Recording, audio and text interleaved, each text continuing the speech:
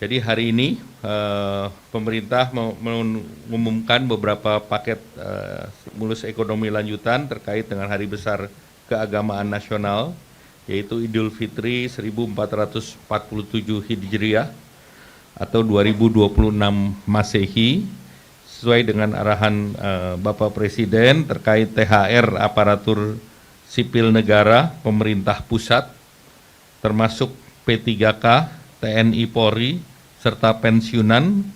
Pemerintah telah menyiapkan anggaran sebesar 55 triliun rupiah, dibandingkan tahun lalu ini meningkat, tahun lalu 49 triliun, naik 10%. THR ASN tahun 2026 yang akan disalurkan kepada 2,4 juta ASN pusat TNI Polri dengan total 22,2 triliun. Kemudian 4,3 juta ASN daerah, total 20,2 triliun. Kemudian 3,8 juta pensiunan, totalnya 12,7 triliun.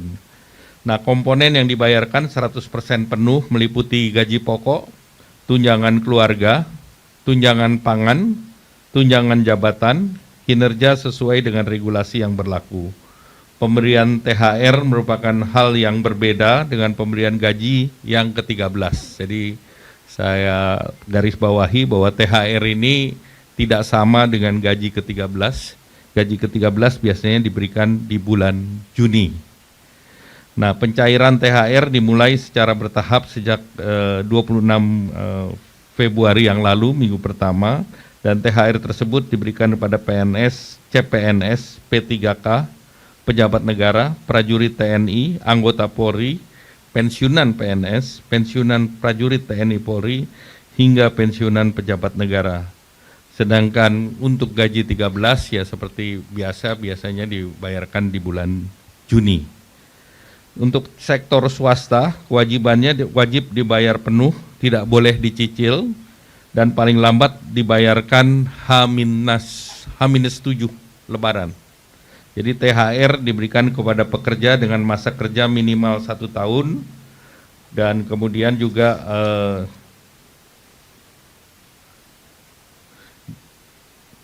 jumlahnya minimal jumlahnya adalah 1 bulan upah, sedangkan pekerja dengan masa kurang 1 tahun diberikan secara proporsional. Nah, ini tentu setiap perusahaan akan bervariasi. Nah, berdasarkan data dari BPJS Ketenagakerjaan, penerima upah yang tercatat adalah 26,5 juta pekerja, dan diperkirakan jumlah THR yang dibayarkan senilai 124 triliun rupiah untuk THR sektor swasta, dan ini diharapkan bisa mendorong konsumsi nasional secara signifikan. Kemudian bonus hari raya untuk ojol. Ini bonus hari raya ini telah dilakukan dengan komunikasi intensif dengan para aplikator, dan alhamdulillah komitmen kuat dari para aplikator juga diwakili dengan yang hadir pada pagi hari ini. Jumlah yang diberikan ini BHR tahun 2025 bisa mencakup kepada sekitar 850.000 mitra penerima atau pengemudi dengan nilai total 220 miliar, dan ini 2 kali dari tahun lalu.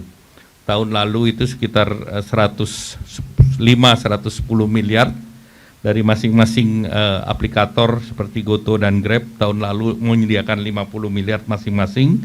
Tahun ini 100 sampai 110 miliar, meningkat 2 kali, dan penerimanya juga menerima masing-masing 400.000.